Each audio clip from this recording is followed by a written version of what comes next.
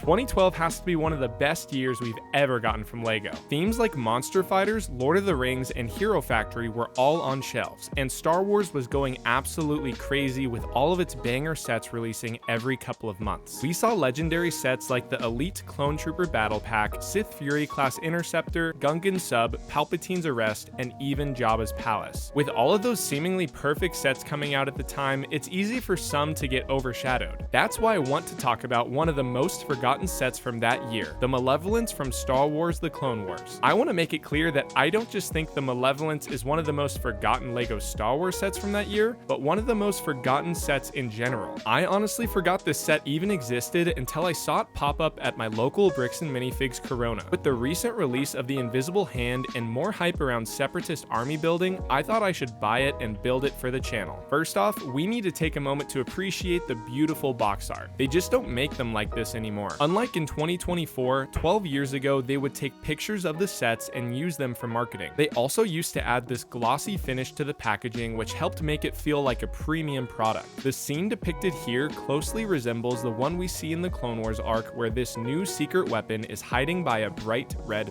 planet. The front of the box also shows us the lineup of minifigures, which always used to hype me up as a kid walking by it in stores. 2012 brought us a ton of new figures, and I remember almost every set at the time having a few included, like the Droid Commander and Cursed Padme. Don't worry, we'll take a closer look at them and the other figures in a bit and see what type of value they add to the set. The back of the box shows a couple of different play features along with Dooku and Grievous looking at a hologram of another set released in 2012. If we look at the commercial this set is featured in, we can see the storyline play out of Padme getting taken and Saesee Tiin using his Jedi Starfighter to track her down and save the day. I think it's hilarious that he's trying to use his small fighter to take the Malevolence down. It literally gets blown up, and then he ejects into a smaller craft and goes back to try and win the fight, all doing so with a smirk on his face. Like, bro, you're literally gonna die. But finally, towards the bottom, we can see the scenario playing out where Anakin and Padme are fighting Dooku and the droids near the cargo bay. The build for this set was really fun. Although not a sealed copy, it is a certified complete, which means an employee from Bricks and Minifigs went through everything, separated all the pieces into numbered bags, and put everything back in the box like new. There are 2 instructions included which take me back to my childhood. Simple graphics for the build, and in the back of the second one we can see a little scene playing out with the build, more of the sets on shelves at the moment, and all of the legendary figures we got for that year. Let me know in the comments who you'd pick out of this lineup to have in your collection right now. I got to build all 6 minifigures first, which felt weird to do, but it was cool to have them lined up while I was building the rest of the set. It almost gave me an added sense of urgency to finish the ship, like these figures were waiting on me to finish their transportation. Even though it was a pretty symmetrical build, it was relaxing because it was a lot of placing sloped bricks and plates. My favorite part of the build was putting together the Technic ion cannons on each side. The mechanism for them is super cool, and I can't wait to show you how they work. Wrapping things up, it had me put together the different roof panels and finally connect everything together. I'm honestly shocked that this set doesn't get more love from the community. I mean, it has an amazing lineup of figures, is accurate to the source material, and has amazing play features. Let me show you what I mean. We get 6 figures in the set, 2 of which were new for the time. First, we get Clone Wars style Anakin. From what I've heard, you either love him or you hate him. I never liked the Clone Wars style faces as a kid, but now looking back, I appreciate them for what they tried to do. In the same vein, we got a new Padme in the set. She's accurate to the scene she appears in and has a similar interesting looking face. Next, we get this droid commander that has a yellow printed head and a yellow circle on his chest. We also get a plain droid to man the ion cannons. Finally, this set comes with Clone Wars Count Dooku and General Grievous. Count Dooku looks great, and even though he has a different style face, he goes for a pretty penny since there are only 2 other Dooku minifigures available on the market. Grievous also goes for a bit more than you'd expect since he is in a yellow color here instead of the white coloring we see on him today. In my opinion, this is a very solid lineup of figures and helps make this set feel special. It's important to note that in the show, this cruiser is built around its massive ion cannons, one on each side of the ship. In universe, these ion cannons can actually shoot out a massive wave of energy to render the opponents powerless. We can see them used against a couple of Venators, which is sick, and also against a clone medic bay, which is honestly pretty dark for a kid's show. Since it's impossible to create an energy field out of Lego parts, the designer chose to use a couple of flick fire missiles behind a clear dome piece to resemble it. It actually looks really good in my opinion and has a great play feature worked in. Next to the ion cannons, we can see some more detail that looks accurate compared to the in-universe ship. To create the multiple lights we see along the sides, LEGO opted to use stickers on black plates to pull it off. For the scale they went for, this ended up looking great. In the right lighting, the black and yellow work well to give the illusion that there are multiple tiny lights coming from the middle. In the back, we can see 16 engines that match the 16 we see on the in-universe ship. And on top, there is a command bridge tower that we see many times in the show. Taking off the panel on the front of the ship, we can see what the interior of the command bridge would look like. There's a station for the droid commander to sit, complete with the neon yellow screens seen in the show and Revenge of the Sith, and a control table for Grievous to stand at. Although there's not a ton of brick-built detail inside, I love how we can fit the entire lineup of figures inside. You can also just place Padme in here with Grievous and Dooku to really sell the idea that she's being held captive. For our first play feature, I'm happy to report we get a Technic handle in the middle of the build. This helps hold the ship and in turn makes it very swooshable. It's built using a simple Technic frame in the middle, and I think it adds a lot to the set as a whole. We also get to see the workings of the ion cannons up front. Opening up the clear bubble in front will then allow you to press this Technic bar in and fire each flick fire missile individually. To reload each one, you do have to manually rotate the black wheel, but it's fun to do and works really well. I remember hating play features like this in the 2010s because I had the Slave One and Republic Attack Shuttle, which also tried doing something like this with no prevail. Out of these three sets, I can confidently say that the feature on the Malevolence is the best. It's also fun to imagine each one of these missiles can shut down any ship's power that they hit.